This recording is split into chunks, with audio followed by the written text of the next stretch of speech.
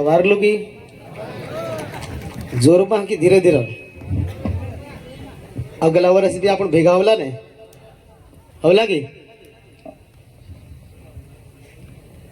पहला तो आपण थोड़ा जोर से ही बोल के ने नारो लगाऊं कि नहीं जय जोहर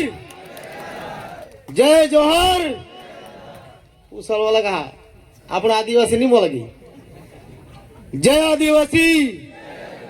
जय आदिवासी खूब सारी बात है आगळ पण घણા બધા મિત્રો અમારા રાજેશભાઈ આજે લગાની મહિના માતૃભૂમિમાં ખૂબ સારો સામાજિક જાગૃતિ માટે મહાપંચાયતનું જે આયોજન કર્યું છે આવી જ રીતે દરેક ગામડાઓમાં થવું જોઈએ અને આજ રોજ જે કાર્યક્રમની અંદર પધાર્યા છીએ તમે બધા સૌ માતા બહેનો બળવા પૂજારા કોટવાળ આગેવાન યુવાન ઘણા બધા રિટાયર અમારા મામલતદાર સાહેબો પણ બેઠા છે માસ્તરો સાથે યુવાનો અને અમારા લોકનાયક ચૈતરભાઈ વસાવા સાહેબ શ્રી આપણા નાના સમાજમાંથી આજે પેલા ઉપર ફોટા લાગ્યા છે ને એમની પ્રેરણા મળી છે એ પણ લોકનાયક હતા દેશ માટે બલિદાન આપી દીધું ખૂબ સારી વાત છે તાલીઓથી એમને ફરીવાર વધાવી લઈએ અને સાથે સાથે અમારા જેવા નાના માણસને બોલવા માટે તક આપે એવા પ્રેરણારૂપ બધા આગળ બેઠેલા છે વીરસિંહ કાકા પછી સરપંચ શ્રી અમારા ગોગાદેવથી સાથે અમારા ડૉક્ટર જયરામ સાહેબ શ્રી સાથે અમારા રાણી લક્ષ્મીબાઈ રાધિકાબેન આપણે બીજું સ્વરૂપ છે તાલીથી વધાવો અને બધા અમારી સાથે આવેલી બધી ટીમ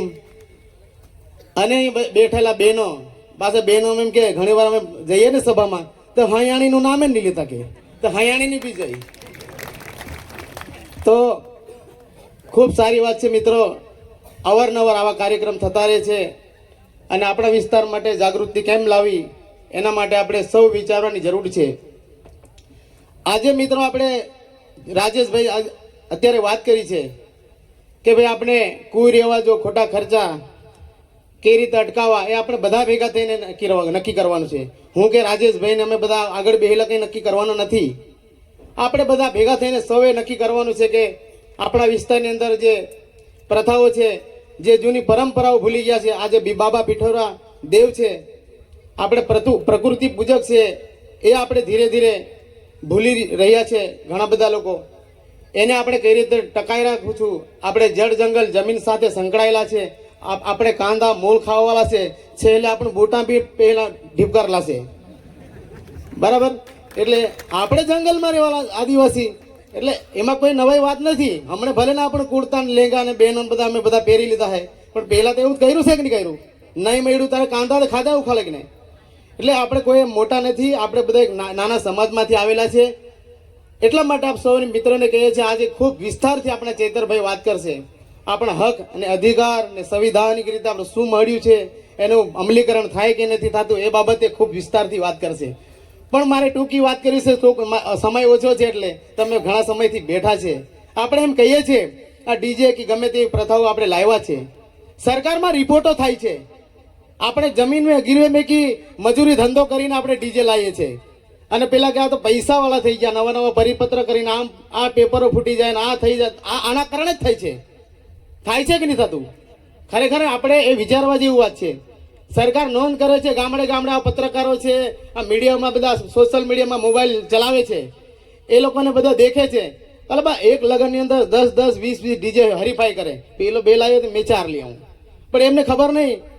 કે ભાઈ પછી મજૂરી જાય ને સરકારમાં એવા રિપોર્ટો થાય કે આ તો બધા પૈસાવાળા થઈ ગયા દાણા કમ કરી નાખો અનાજ બંધ કરો ફોર્મેટ બંધ કરો આ મોટો થઈ જાય આ બધા ગતકડા સરકાર લાવે છે તો આપણે વિચારવાની જરૂર છે કે નહીં આપણે બધા વિચારવાની જરૂર છે કે નહીં સિટીઓમાં તમે દેખ્યું કોઈ ડીજે વગર લગ્ન કરે એટલે આપણે બધા એક દેખાદેખીમાં આપણે બધા ભીડવાઈ ગયા છે એટલા માટે આપણે સૌ આવનાર સમયની અંદર આપણા બાળકોના ભવિષ્ય માટે શિક્ષણ માટે રોડ રસ્તા માટે આ જંગલો કપાઈ રહ્યા છે એના માટે સંગઠન થવાનું છે આજે ચૈતરભાઈ ગુજરાતના સમગ્ર ગામડાઓની અંદર આજે જાય છે જાગૃત કર્યા છે એ લોકોને કર્યા છે કે નહીં કર્યા બાકી તો આપણે દેખ્યું કેટલી આવી ને કેટલી સરકારો ગઈ છે. આજે રાતે ટાઈમે ઊંઘવાનો સમય બી નહીં મળતો એવા સમય આજે આબુ અંબાજીથી ઉમરગામ સુધીના આદિવાસી લોકોને જાગૃત કર્યા છે. આજે આપણે એટલે બેઠા છે. બાકી આ સરકારોની અંદર પેટમાં પાણી રહે બોલવા તૈયાર નથી. એટલે આપણે સૌ વિચાર કરવાની છે મિત્રો. આ મહાપંચાયતનું કારણ જે છે આપણે સૌએ પ્રેરણા માર્ગદર્શન લઈને જવાનું છે. આપણે નાના મોટા ભેદભાવમાં પડેલા છે, કોઈ જાતિમાં પડેલા છે, આમ નથી એવું કરવાનું. આપણે બધા આદિવાસી જ છે ને. કોઈ નાયક સમાજમાંથી, રાઠવા સમાજમાંથી, ધાણક સમાજમાંથી, ભીલ સમાજમાંથી, પણ છે તો બધા આપણે રાઠવા જ કે નહીં, આદિવાસી જ કે નહીં. તો આપણે એ બધામાંથી આપણે બહાર નીકળી એક સંગઠન બનાવવાની જરૂર છે. આ સરકારો કેમ અન્યાય કરે છે એના કારણે તો આપણું ભાગલા પાડીને અન્યાય કરે છે. આપણે ભૂતકાળની અંદર રામ રામ કરવા જતા હતા, બે હાથ મળે રામ રામ કરતા હતા. આપણે આદિ અનાદિકાળથી મુખમાં અંદર આત્મામાં રામ લઈને ફરવાવાળા માણસને આ લોકો ઝંડાથી બતાવે. એટલે આપણે ચલવી લેવાનું નથી. આપણે બધાને ખબર છે. હવે એ બધું ભૂલાડીને ઝંડો પકડીને ચાલો કે આપણે તો મુખમાં રામ રાખીએ, શરીરમાં રાખીએ, હડ્ડી નસ નસમાં ખૂનમાં રામ છે. અને અમે પ્રકૃતિ પૂજા છે, અમે ચાંદા સૂરજને પૂજનારા છે, નદીઓને પૂજનારા, પહાડને, બાબા રતન મહલને પૂજનારા, બાબા ટુંડવાઈ પૂજવાવાળા, આ વાઘા સ્થળે પૂજવાવાળા છે કે નહીં છે આપણે. એટલા માટે આપણે કહીએ છીએ આપણે આપણી સંસ્કૃતિ અને પ્રકૃતિને સાચવવાની જરૂર છે. અને ખૂબ વિશેષ સામાજિક તરીકે આજે આ કાર્યક્રમ રાખી બદલ અહીંની જે ટીમ છે એમને ખૂબ આભાર માનું છું. ઘણા બધા વક્તા છે, એમને પણ સમય છે અને એમને પણ બોલવાનો મોકો આપવાનો છે. તો હું મારી વાતને વિરામ આપું છું. જય જોહાર, જય આદિવાસી, જય સંવિધાન. ભારત માતા કી, ભારત માતા કી જય જોહાર. આપણું પેલા જોરમાલા કાંઈ તાળ શીખવાનું બાકી છે, થોડીક વાર રાખજો. જય જોહર, જય જોહર, જય આદિવાસી.